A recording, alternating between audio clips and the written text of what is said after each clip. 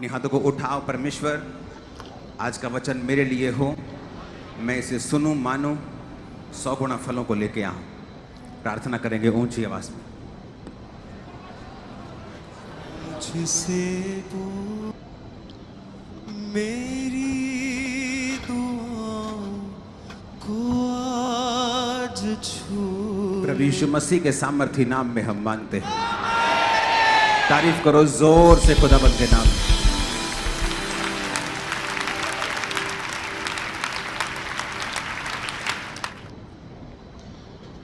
ऊंची आवाज में तारीफ करो फिर से। मेरा ये बिलीव है कि आज जो वचन आप सुनेंगे आपको मालूम होगा क्यों परमेश्वर ने हमें बाइबल दी है। बाइबल की जो घटनाएं हैं 2000 साल पुरानी, 5000 साल पुरानी, क्यों उसे आज हम पढ़ें। मैं आज उसे क्यों पढ़ूं। आज मैं आज के युग का हूं। तब सोशल मीडिया नहीं होता था, तब ये नहीं होता था, आज का युग नहीं था, साइंस नहीं थी, तरक्की नहीं थी। मैं क्यों वो बातें पढ़ूं जो 5000 साल पुरानी हैं, 2000 साल पुरानी। आप जब उन बातों को, उन इंसिडेंट्स को, उन घटनाओं को पढ़ते हैं, आपको मालूम होता है परमेश्वर के काम करने का तरीका क्या है, वो कैसे काम करता है और हमें कैसे काम करना है, परमेश्वर कैसे सोचता है, उसका किंगडम कैसे काम करता है। कई बार आप देखते हैं बहुत से लोग अपने देश से फ्रस्ट्रेट रहते हैं। कई बार इसीलिए भी फ्रस्ट्रेशन उन्हें रहती है क्योंकि उन्हें मालूम नहीं होता कि उनके देश का लॉ कैसे काम करता है, और वो अपनी लाइफ में फ्रस्ट्रेट रहते हैं। लेकिन उन्हें यह नहीं मालूम कि अगर उनको लॉ की अच्छी नॉलेज हो जाएगी तो वो उस चीज से ओवरकम कर सकते हैं और अपनी लाइफ अच्छी तरह से जी सकते हैं। इस इतिहास की सबसे बड़ी घटनाओं में से एक घटना है यूहन्ना बपतिस्मा देने वाले का जन्म होना। कौन था यूहन्ना बपतिस्मा देने वाला।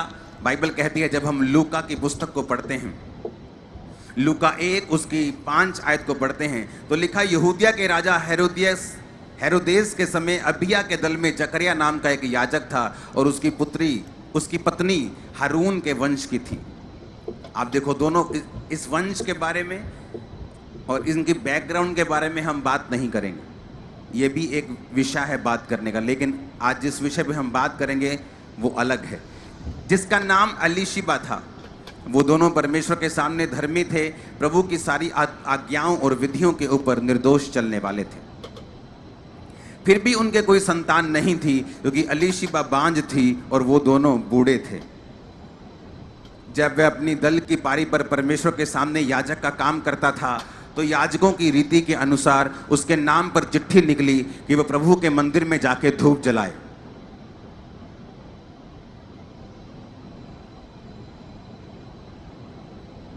ऊंची आवाज में बोलो हालेलुया। अब यहां पे हमें एक ऐसे व्यक्ति का जन्म होता हुआ मिलता है जिसके लिए परमेश्वर ने कितने साल तक देखा कि मैं किसके जरिए एक ऐसे पुरुष को पैदा करूं जो यीशु मसीह के रास्तों को साफ करेगा।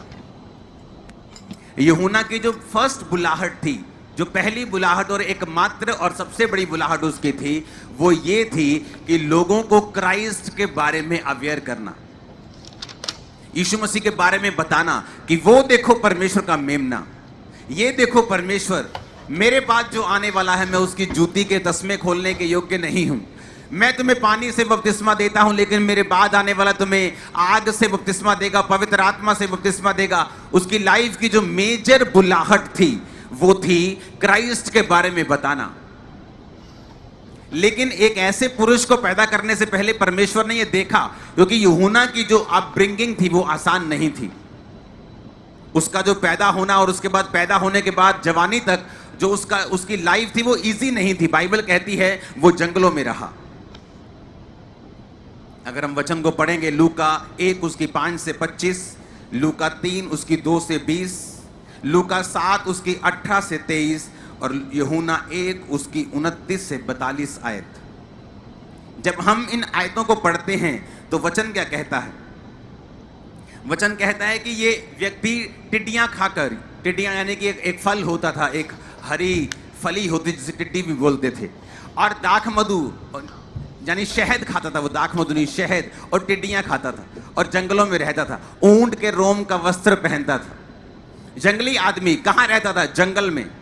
क्यों जंगल में रहता था? उसकी बुलाहट थी। परमेश्वर ने इस तरह से उसे तैयार किया ताकि जब वो जवान हो, डिस्ट्रैक्ट ना हो, अपनी बुलाहट के ऊपर पूरी तरह से कंसंट्रेशन रख सके, तैयार होकर काम कर सके परमेश्वर का। क्योंकि इसे एक बड़ा काम दिया गया है, जीसस के बारे में बताना, क्राइस्ट के बारे में बताना, उसके रास्तों को साफ करना। सब बोलो हालेलुया।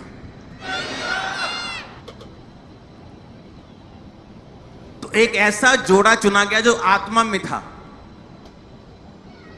जो बूढ़ा होने के बावजूद भी परमेश्वर के घर में सेवा के लिए मौजूद था, जिसने ये नहीं कहा कि मैं बहुत बूढ़ा हो गया हूं, तू भी बहुत बूढ़ी हो गई, हमें कुछ परमेश्वर ने दिया नहीं, चर्च आने में हमें शर्म आएगी, अगर प्रभु के घर में कोई पूछ लेगा तुम्हारे बच्चा नहीं हुआ तो हमें शर्म आएगी, आज नहीं चलते। कभी कभी जाया करेंगे बड़ी मीटिंग में, जाकर पीछे बैठ के वापस चले जाया करेंगे, लोग जब पूछेंगे तो हमें शर्म आएगी। लेकिन वचन कहता है वो एक्साइटेड थे परमेश्वर के घर में उसकी सेवा करने के लिए। और इसलिए जब चिट्ठी निकली कि आज कौन परमेश्वर के घर में जाकर अंदर जाकर सारे रीति रिवाज करेगा, तो वो चिट्ठी उसके हस्बैंड के नाम की निकली। अलीशिबा का हस्बैंड अंदर गया और वचन कहता है कि उसे स्वर्गदूत दिखाई दिया और उसने कहा अब तेरे बेटा पैदा होगा। अब मेरी बात को ध्यान से समझना, अभी मैसेज तक मैं पहुंचा नहीं हूं। जब वो बड़ा हुआ तो जंगलों में रहा, क्योंकि परमेश्वर को एक ऐसे व्यक्ति की तलाश थी जो अपने जीवन का बलिदान दे सके। उसे ऐसे माता पिता से पैदा किया जिन्होंने अपना सारा जीवन परमेश्वर के घर के लिए बलिदान किया था, जो परमेश्वर की आज्ञाओं और विधियों पर निर्दोष चलने वाले थे, जो ये सवाल नहीं कर रहे थे कि परमेश्वर मेरे जीवन में तूने काम क्यों नहीं किया। अगर तूने मेरे जीवन में काम नहीं किया इसका मतलब तू असली नहीं है। उनको यकीन था परमेश्वर असली है, इसलिए वो सेवा करने के लिए एक्साइटेड थे। एक्साइटेड थे तो घर में थे, एक्साइटेड थे तो परमेश्वर के घर में थे, चाहे उनके कोई भी बेबी नहीं था, बूढ़े हो चुके थे। बाइबल कहती है वो दोनों बूढ़े थे, अलीशिबा बांझ थी और परमेश्वर के घर में मौजूद थे। ये कैसे हो सकता है कि उनके अपने जीवन में बेबी नहीं था, लेकिन फिर भी उनको यकीन था, उनको मालूम था कि यहोवा परमेश्वर ही एकमात्र और सच्चा परमेश्वर है। अब आगे बढ़ते हैं। बाइबल कहती वो जवान होता है, जब जवान होता है तो प्रचार करता है। जब प्रचार करता है, परमेश्वर के बारे में बताता है, सब इजराइलियों को पानी का बपतिस्मा देता है, उसे यीशु मसीह के बारे में बताता है और उस यीशु मसीह के बारे में प्रचार करता है। क्या प्रचार करता है यीशु के बारे में? वो कहता है कि यूहन्ना 1 उसकी 29 आयत को हम पढ़ेंगे। उसमें लिखा, दूसरे दिन यीशु को उसने अपनी ओर आते देखकर कहा, देखो ये परमेश्वर का मेमना है जो जगत का पाप उठा ले जाता है। ये वही है जिसके विषय मैंने कहा था कि एक पुरुष मेरे पीछे आता है जो मुझसे श्रेष्ठ है, क्योंकि वह मुझसे पहले था। अब यूहन्ना बपतिस्मा देने वाला जब यीशु मसीह को अपनी ओर आते हुए देखता है तो क्या कहता है कि देखो ये परमेश्वर का मेमना है जो जगत के पाप को उठा के लेके जाता है। ये वही है जैसे जिसके विषय मैंने कहा था कि एक पुरुष मेरे पीछे आता है। पीछे मतलब क्या? मेरे बाद, क्योंकि यीशु मसीह का जन्म यूहन्ना के बाद में हुआ। वो 6 महीने की प्रेग्नेंट थी जब मरियम उसकी मम्मी 6 महीने की प्रेग्नेंट थी यूहन्ना से, जब उसकी मम्मी उसके पास गई थी। जीसस की मम्मी मरियम उसके पास गई थी। अब उसने कहा मुझसे श्रेष्ठ है क्योंकि वो मेरे पीछे आता है, क्योंकि वह मुझसे पहले था। अब मुझसे पहले उसने क्यों कहा? क्योंकि वो परमेश्वर उससे वाकई पहले था, सिर्फ उसने धरती पर देहधारी होकर वो आया था, लेकिन था वो उससे पहले। यूहन्ना ने गवाही दी, मैंने आत्मा को कबूतर के समान आकाश से उतरते देखा है और वो उस पर ठहर गया। मैं उसको पहले पहचानता नहीं था, परंतु जिसने मुझे जल से बपतिस्मा देने को भेजा उसी ने मुझसे कहा, जिस पर तू आत्मा को उतरते और ठहरते देखे वही पवित्र आत्मा से बपतिस्मा देने वाला है। यूहन्ना ने कहा मैं पहचानता तो नहीं था, मुझे नहीं मालूम था, लेकिन परमेश्वर ने जिसने मुझे इस बुलाहट में बुलाया है उसने मुझे कहा, जिस पर तू पवित्र आत्मा को उतरता और ठहरता देखेगा वही मसीह होगा। और क्या हुआ? जब यीशु मसीह बपतिस्मा ले रहे थे, यूहन्ना से, तो पवित्र आत्मा उस पे उतरा और ठहरा। कितनों को याद है ये बात? तो यूहन्ना ने पहचान लिया कि यही प्रभु यीशु मसीह है जिस पर आत्मा उतरा और ठहर गया। अब यूहन्ना को मालूम हो गया। इमेजिन करो, एक योजना कब से शुरू हुई? जकरिया और अलीशिबा से, जब वो जवान थे, बेबी नहीं हुआ और वो वफादार थे और परमेश्वर उनको देख रहा था। आपको क्या लगता है, ये पहले से डिसाइड होता है कि किसके द्वारा कौन सा बेबी जन्म लेगा, किसके साथ किसकी शादी होगी? नहीं, ये पहले से डिसाइड नहीं होता। आपकी लाइफ, आपका कैरेक्टर इस धरती के ऊपर डिसाइड करता है कि परमेश्वर आपको कैसे व्यक्ति आपकी लाइफ के अंदर देगा। आपका चरित्र जो है इस धरती के ऊपर ये डिसाइड करता है कि परमेश्वर आपको कैसी पत्नी और कैसा पति, कैसे बच्चे और कैसे आपको लोग देगा। ये आपकी लाइफ के चरित्र के ऊपर, कैरेक्टर के ऊपर, आपकी लाइफ के ऊपर निर्भर करता है कि वो आपको कैसे व्यक्ति देगा। अब परमेश्वर को एक ऐसी कुंवारी चाहिए जो सचमुच की कुंवारी है। आज शादी नहीं हुई तो कुंवारी है, क्या वो सचमुच में कुंवारी है? अब मरियम बाइबल में क्या कहती है, जब उसको यीशु मसीह उसके द्वारा जन्म लेते हैं तो वो क्या कहती है? कहती परमेश्वर ने मेरी दीनता के ऊपर दृष्टि की है। उसने मेरी दीनता के ऊपर दृष्टि, यानी वो गवाही देती है कि मैं दीन थी, मैं नम्र थी, मैं पवित्र थी, मैं कुंवारी थी, इसलिए परमेश्वर ने मुझ पर दृष्टि की है। अब परमेश्वर एक ऐसे जोड़े को ढूंढ रहा था जिसको मैं अगर यूहन्ना जैसा एक बेटा दूं, एक भविष्यद्वक्ता दूं जो यीशु मसीह को बपतिस्मा देगा, तो क्या ये इतने धर्मी हैं कि उस धर्मीपन से ही ये उसको पाल सकेंगे कि जब ये जंगलों में रहेगा ये उसको कॉल नहीं करेंगे, बुलाएंगे नहीं, टॉर्चर नहीं करेंगे और परमेश्वर के कामों के लिए उसे इस्तेमाल होने देंगे? तो परमेश्वर ने इंतजार किया वो कौन है, और परमेश्वर ने एक ऐसा जोड़ा देखा जो धर्मी था, जो बच्चा ना होने के बावजूद भी चर्च में था। आज किन के लोग जीवन में बड़ी बड़ी गवाहियां हैं? वो लोग जो समय आने पर, कितना समय होने पर भी गवाही नहीं पा पाते। मेरी लाइफ में मैंने 10 साल परमेश्वर का प्रीच किया है, हील किया है, लंगड़ों को चलाया है बिना चंगियाई के। और लोग बोलते थे ना ये चंगियाई वाली हीलिंग मिनिस्ट्री है, और मैं सोचता था कि आप उस हीलिंग मिनिस्ट्री की बात कर रहे हो जिसका पास्टर खुद हील नहीं है अभी। लेकिन एक समय आया जब परमेश्वर ने हील किया और पूरा किया, फिर 100%। सुना मेरी बात? अब परमेश्वर देख रहा था कौन सा ऐसा जोड़ा है जिसको मैं इतना प्रेशियस चाइल्ड दे सकूं, जो उसकी परवरिश कर सके इस तरह से जैसी चाहिए होनी चाहिए। क्योंकि एक ऐसा व्यक्ति जब कॉल करता है, ये ग्रेस होती है। आज कितने 5 स्टार ऐसे हॉल हैं, आप चले जाएं अगर दुनिया में, अगर आप चले जाएं यूरोप में, अगर आप चले जाएं अमेरिका, 5 स्टार हॉल्स बने, पूरा हॉल बना है, पीछे कैंटीन्स बनी है, चर्चें फिर भी खाली हैं। क्यों? उन्हें ये नहीं मालूम आपकी अपब्रिंगिंग कैसी होनी चाहिए। अगर आपको लोग चाहिए, अगर आपको आत्मा की बेदारी चाहिए, क्या है ऐसा खास कि लोग यूहन्ना के पास आते थे जबकि वो बोलता था हे सांप के बच्चों, लेकिन फिर भी वो उसके पास आते थे। वो जंगलों में होता था, भीड़ों की भीड़ उसके पास जाती थी। ऐसा क्या है? क्योंकि वो ग्रेस उसके ऊपर थी, क्योंकि उस ग्रेस को उसने परमेश्वर से पाया, अनुग्रह को पाया। बाइबल कहती वो परमेश्वर के वचन के अनुसार चला, दुनिया से अलग रहा, पार्टीज में नहीं गया होगा, अपने दोस्तों के साथ नहीं रहा, अलग रहा, और इस तरह से परमेश्वर की ग्रेस उस पर ठहरी। और जब वो प्रीच करने लगा तो वो रिजल्ट आया जो पहले कभी उसकी लाइफ में उसने दूसरों में जिंदगी में नहीं देखा होगा। अब हुआ क्या? परमेश्वर ने एक ऐसे जोड़े को ढूंढा कि जिसके जरिए वो यूहन्ना बपतिस्मा देने वाले को पैदा कर सके। अब परमेश्वर को वो जोड़ा मिल गया, एक ऐसा जोड़ा जो बांझ था, जो निर्दोष था, विधियों पे चलने वाला था। अब ऐसा जोड़ा मिल गया और परमेश्वर ने कहा अब मैं इसको वो बेबी दूंगा, क्योंकि ये वर्दी है उस बेबी के, उस ग्लोरी के। जब परमेश्वर आपको देख लेता है कि आप अब ग्लोरी के, उस महिमा के वर्दी हैं, आप काबिल हैं, क्योंकि आपने अपने विश्वास को दिखा दिया है, आप पीछे नहीं हटे, आप बीमारी में, आप परीक्षा में परमेश्वर के संग खड़े रहे, फिर वो आपको वो देता है जो किसी के पास नहीं होता। और ये किसकी मर्जी है? परमेश्वर की मर्जी है? नहीं, ये आपकी मर्जी है। आप कितना बढ़ना चाहते हैं, आपकी मर्जी है। आप कितनी ग्लोरियस लाइफ जीना चाहते हैं, आपकी मर्जी है। आपका जैसा बलिदान होगा वैसी आपकी आग होगी। आप 2 लकड़ियों से नहीं सोच सकते कि पूरा कमरा आग से भर जाए, पूरे कमरे में गर्मी आ जाए। आप 4 लकड़ियों से भी ये एक्सपेक्ट नहीं करते, लेकिन जब आप लकड़ी का एक बड़ा गट्ठा जलाएंगे आपको मालूम होगा गर्मी होगी। आज बलिदान कहाँ है? चर्च के अंदर बलिदानों की कमी है, गर्मी की कमी है, बलिदानों की कमी है, फायर की कमी है। आप तभी रोजे रखते हैं जब आपको अनाउंस किया जाता है, आप वैसे रोजे नहीं रखते। जब अनाउंस किया जाता है तभी आप नाइट प्रेयर करते हैं, वैसे नहीं करते।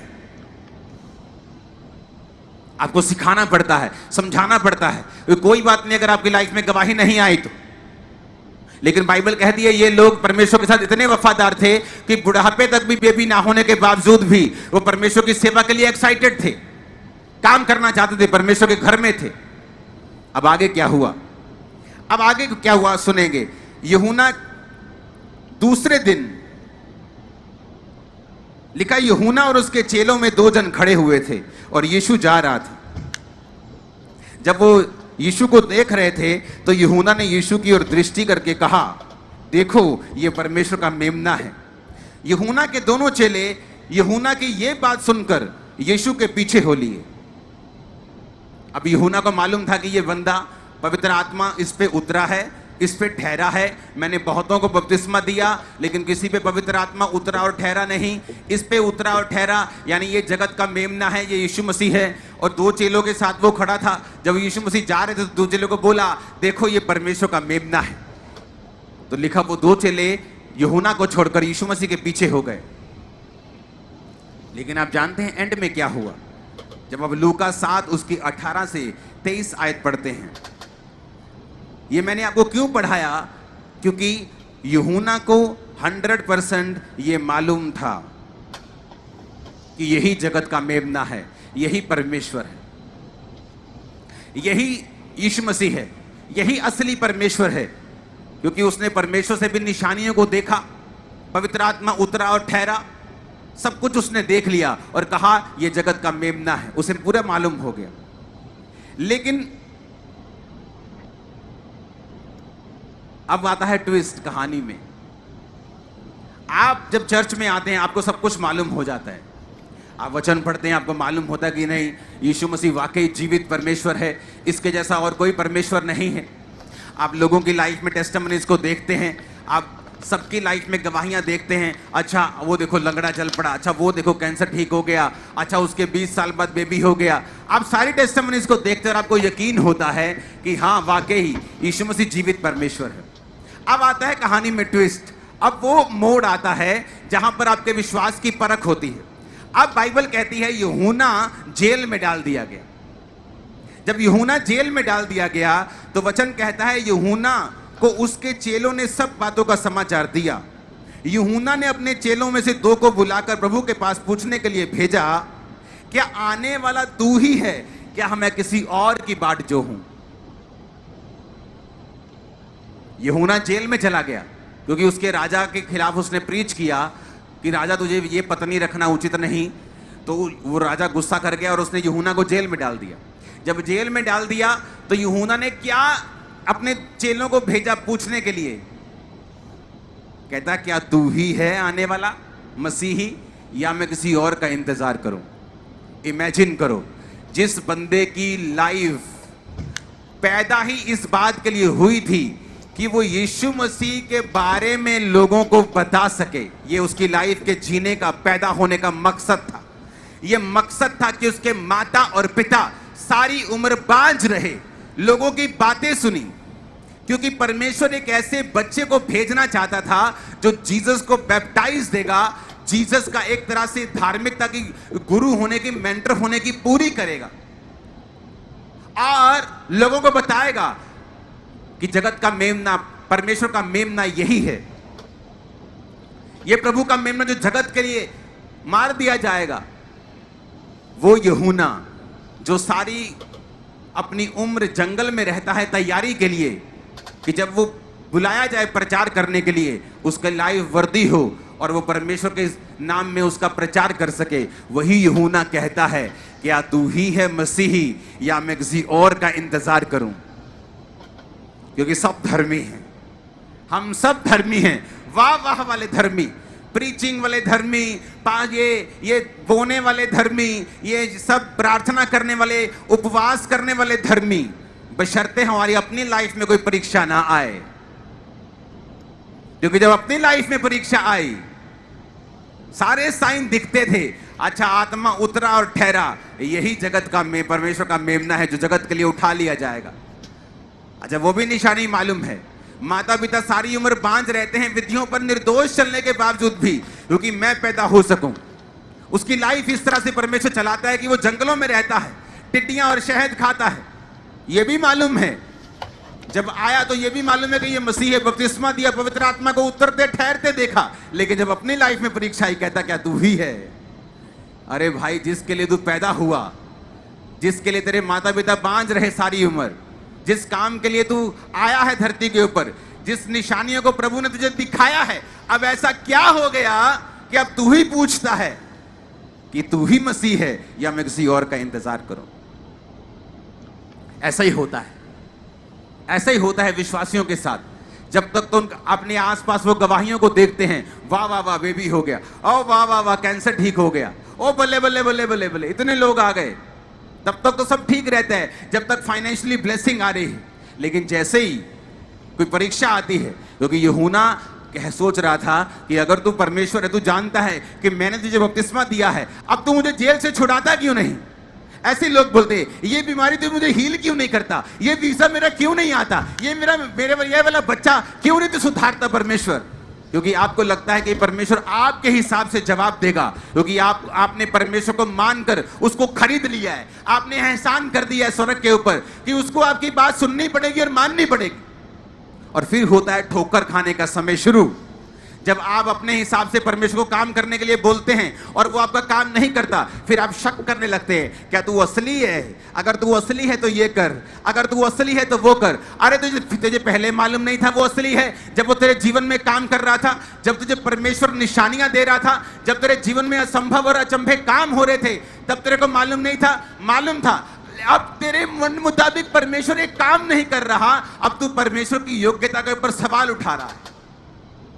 जैसे बहुत से विश्वासी करते हैं, उनकी लाइफ में परमेश्वर ऐसा काम करता है जो उनको मालूम है दुनिया का कोई बाबा नहीं कर सकता, कोई दुनिया की ताकत नहीं कर सकती। उनकी लाइफ में ऐसा काम हुआ।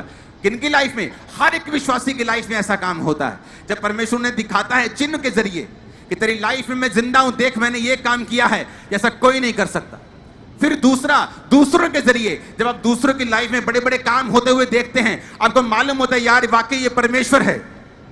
लेकिन तब क्या हो जाता है, जब आपकी लाइफ में एक ऐसी परीक्षा आती है कि परमेश्वर किसी कारणवश चाहता है कि ये परीक्षा में आप थोड़ी देर रहें, इस दुख में आप थोड़ी देर रहें, लेकिन तब आप परमेश्वर के ऊपर सवाल करने लगते हैं कि ये क्या तू जीवित है, क्या तू असली है, क्या तू फलाना है, क्या तू ढमकाना है।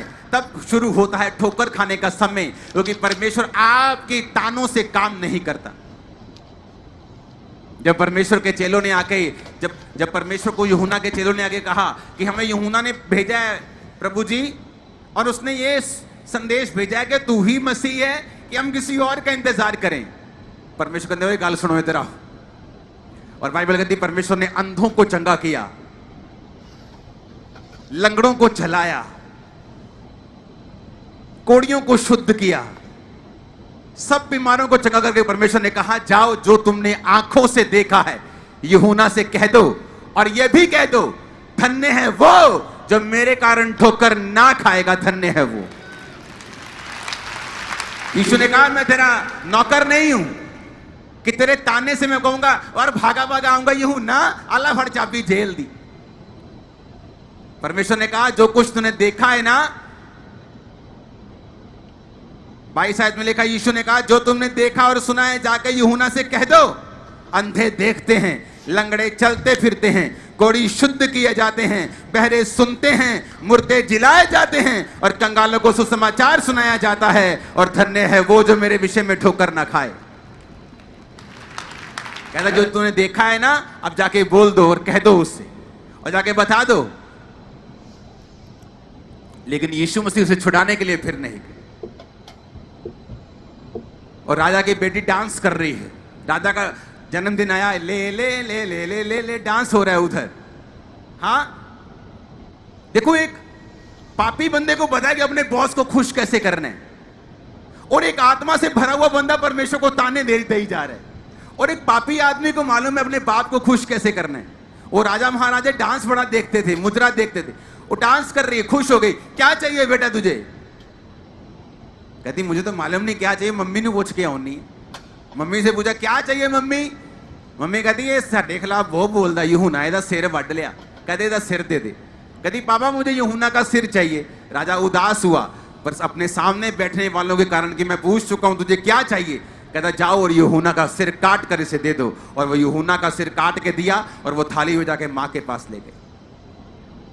एक धर्मी का अंत, एक पापी को पता है अपने बॉस को खुश कैसे करना है, चाहे राजा अच्छा हो बुरा हो, लेकिन फिर भी राजा के सामने स्माइल के साथ जा रही, डांस कर रही है। और एक धर्मी को पता है कि मेरा परमेश्वर सबसे भला है, करुणा से भरा हुआ है, मेरा मालिक है, मुझे छुड़ाने वाला है, तो भी अपना मुंह ऐसे मुरझाया हुआ, जैसे 15 दिन पुराना बैंगन निकालो ना किसी नुक्कर से, जैसे वो मुरझाया होता है, ऐसे मुरझाए मुंह लेके हम परमेश्वर के पास जाते हैं और साथ में ताने मारते हैं, और तू ही है, ये तू ही जीवित है, तो ये क्यों नहीं करता? तेनू देखता नहीं परमेश्वर? तेनू ये नहीं देखता? जिन्हें तेनू अखा दित्तियां उन्होंने देखता ही है काका।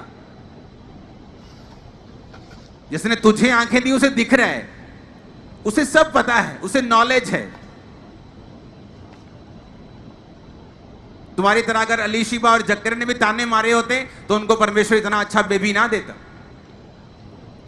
आज प्रॉब्लम यहां शुरू होती है जब हम अपनी लाइफ के आसपास प्रभु के काम देखते हैं, बहुत सी निशानियां अपनी लाइफ में भी देखते हैं, लेकिन जब हम किसी परीक्षा में फंसते हैं, किसी सवाल में फंसते हैं, तो परमेश्वर की ओर उंगलियां उठाने लग जाते हैं। जिसका जन्म ही ये बात के लिए हुआ है, अपने 2 चेलों को बोलता ये परमेश्वर का मेमना है, और वो बाइबल कहती है उसको छोड़ के उसके पीछे हो लिए, क्योंकि उसे मालूम था कि वो अपनी मिनिस्ट्री के लिए पैदा नहीं हुआ, वो सारा कुछ जीसस को पॉइंट करने के लिए पैदा हुआ है। आत्मा उतरा और ठहरा, उसे मालूम था ये जीसस है, ये यीशु है, ये जगत परमेश्वर का मेमना है, जगत के पापों को उठाने वाला। और फिर भी जेल से सड़ा बुझा हुआ कहता है कि क्या तू ही मसीह है कि मैं किसी और का इंतजार करूं? क्या आपकी लाइफ में ऐसे चिन्ह नहीं है जिसके बारे में आपको मालूम होता है कि यीशु मसीह वाकई जीवित है? क्या आप अपने आसपास इतनी गवाहियां नहीं देखते हैं कि आपको मालूम होता है वाकई यीशु मसीह जीवित है? फिर सवाल जवाब क्यों? कितने मेरी बातों को समझ रहे हैं? ऐसे विश्वासी बनो जो पौलुस और सिलास की तरह जेल से आराधना कर सके। और वचन क्या कहता है? जेल से आराधना कर रहे थे, परमेश्वर ने उस जेल की नींव हिला दी थी, जेल से आजाद कर दिया था। कंप्लेंट नहीं कर रहे थे परमेश्वर को कि तू है तो अब आजा छुड़ा दे। पतरस को परमेश्वर ने दूत भेज कर छुड़ा दिया।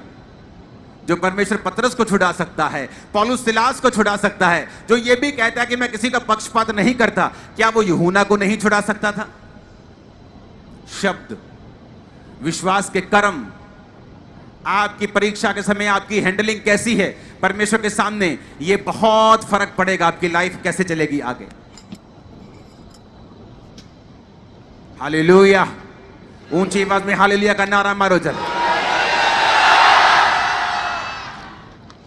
अब हैरान नहीं होते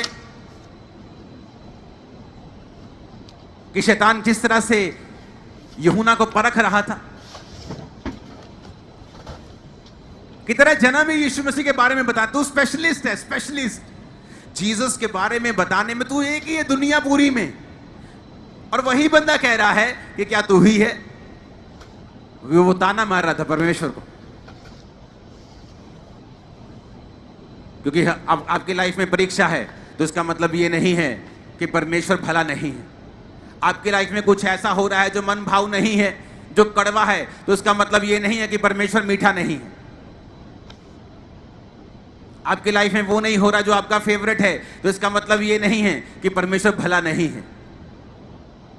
आप बदल सकते हैं अपने कड़वेपन को मीठे में, उसकी आराधना करके, उसके नाम को ऊंचा करके, परीक्षाओं में परमेश्वर का थैंक्स करके, अपने बलिदानों के साथ। आमीन। आपकी लाइफ को मैं मीठा होता हुआ, आगे बढ़ता हुआ, ब्लेस होता हुआ देख रहा हूं। आमीन ऊंचा चाहिए चर्च। हालेलुया। ऊंची आवाज में हालेलुया बोलो जरा।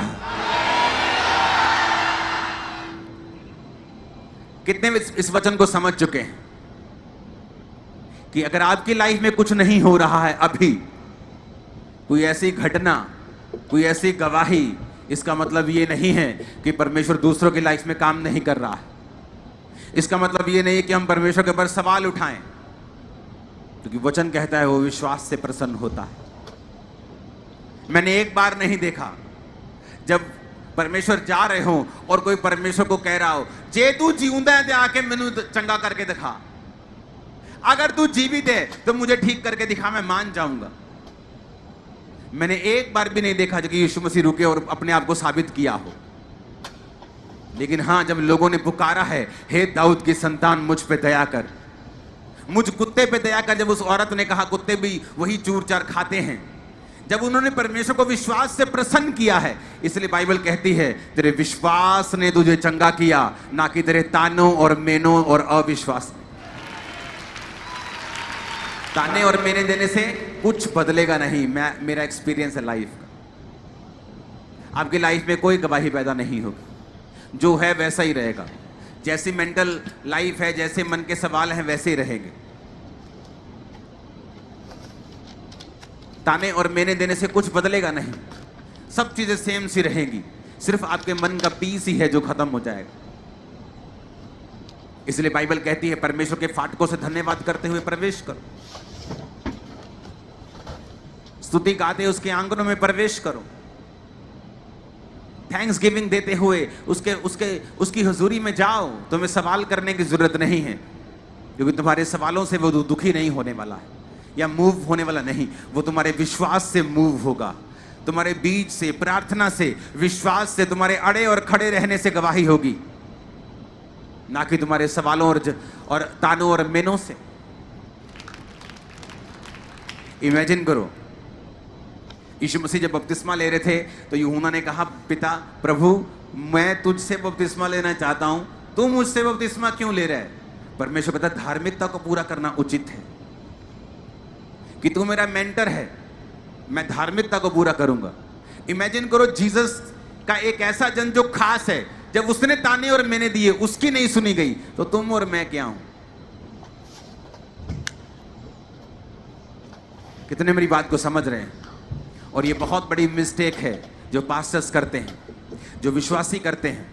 अपनी लाइफ में वो परमेश्वर के चिन्हों को देखते हैं, परमेश्वर को काम करता हुआ देखते हैं, लोगों की लाइफ में परमेश्वर के कामों को देखते हैं, और फिर एक दिन जब उनकी लाइफ परीक्षा में जाती है तो सवाल करने लगते हैं परमेश्वर से। और वही वो समय होता है जब परमेश्वर डिसाइड करता है कि तेरी जिंदगी में आगे लेके जाऊंगा या यहीं पे बस। जब आप मसीह में आए थे तो कैसे विश्वास के साथ हमने प्रभु को ग्रहण किया, कैसे विश्वास के साथ चले, लोगों से लड़े, परिवार से लड़े, अपने आप से लड़े, अभिलाषाओं से लड़े, शैतान से लड़े, और हमने पाया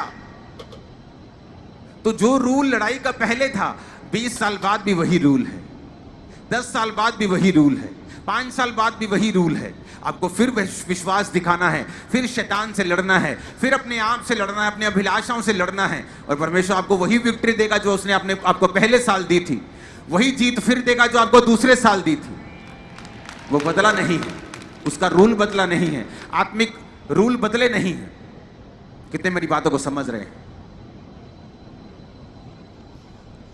अपने पड़ोसी को बोलो कुड़कुड़ाना नहीं, सवाल नहीं करने, बल्कि थैंक्स करना है, विश्वास दिखाना है, अड़े और खड़े रहना है, ताकि तुम गवाही के साथ वापस आ सको।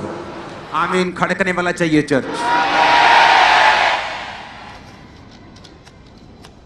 Hallelujah, hallelujah.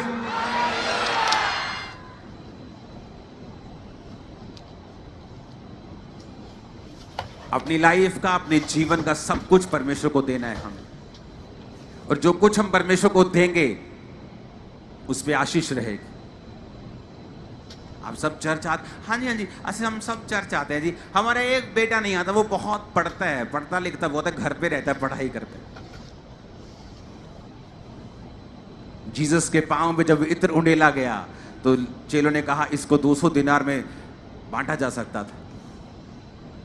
जीसस ने कहा नहीं, जो कुछ मुझ पे उंडेला गया वो व्यर्थ कभी नहीं जाएगा। अब इसके बाद जहां जहां सुसमाचार सुनाया जाएगा वहां वहां की जाएगी।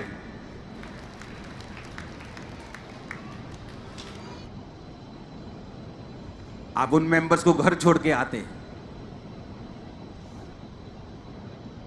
जब आप परमेश्वर की प्रेजेंस में सब चीजों को नहीं लाते, उन पे बरकत नहीं रहती, परमेश्वर का हाथ उन पे नहीं रहता। हम अपनी लाइफ में कुछ भी करें, बड़े बिजनेस करें, बड़ी पढ़ाइयां करें, बड़ी सेवकाइयां करें, लेकिन परमेश्वर की हुजूरी में जब आने का समय हो, हमारा पूरा परिवार यहां होना चाहिए। हालेलुया। अगर हमारी लाइफ धर्मी है और वचन पे खड़ी है तो परमेश्वर ऐसी बहुत सी चीजें हैं जो आज लोगों की लाइफ में देखता है कि मैं किसको दूं। जब यूहन्ना और उसकी जो उसका बाप था जकरिया और उसकी पत्नी एलीशिबा जब धरती पे चल रहे थे, उनको मालूम नहीं था कि परमेश्वर क्या सोच रहा है।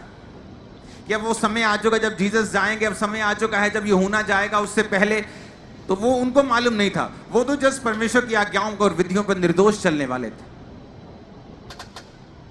जब आप और आपका परिवार पूरी तरह से डेडिकेट होते हैं, आप परमेश्वर के भवन में, आप परमेश्वर के कामों के लिए पूरी तरह से डेडिकेट होते हैं, तो ऐसी बहुत सी चीजें हैं जो परमेश्वर आपकी लाइफ में आपको देना चाहता है। लेकिन लोगों को कभी मालूम नहीं हो सकता परमेश्वर के दिल में क्या है। लेकिन वो धरती पर जब देखता है और ऐसे सूटेबल आदमी और परिवारों को देखता है जिन्हें वो ग्लोरी और महिमा दे सके, वो देता है। आज भी उसकी योजनाएं खत्म नहीं हुई। उसकी योजना यूहन्ना देने की थी, आज उसकी योजनाएं अलग हैं और कोई चीजें देने की हैं। वो ग्लोरियस हैं, महिमा में हैं, सामर्थ्य हैं, बड़ी हैं, लेकिन वो आज भी सूटेबल मैन एंड वुमेन्स को ढूंढता है जिनकी लाइफ में वो दे सके सारी चीजों को। ऊंची आवाज में हालेलुया बोलो।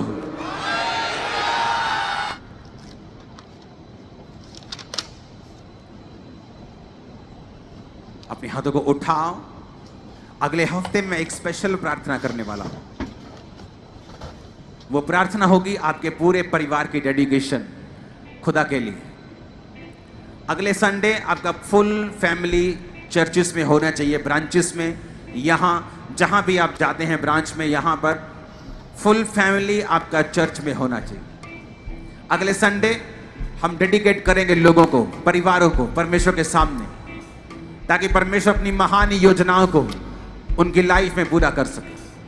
अपने हाथों को हिलाओ, खुदा से कहो कि परमेश्वर मैं तेरा धन्यवाद करता हूं, तेरा धन्यवाद करती हूं कि तूने मुझे इतनी बड़ी गवाही दी, और वायदा करता हूं कि आज से मैं सवाल नहीं, ताने नहीं, तुझे सिर्फ महिमा दूंगा और थैंक्स दूंगा और धन्यवाद दूंगा।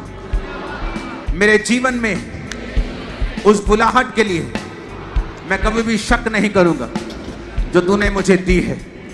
अपने हाथों को हिलाकर थैंक यू जीसस बोलकर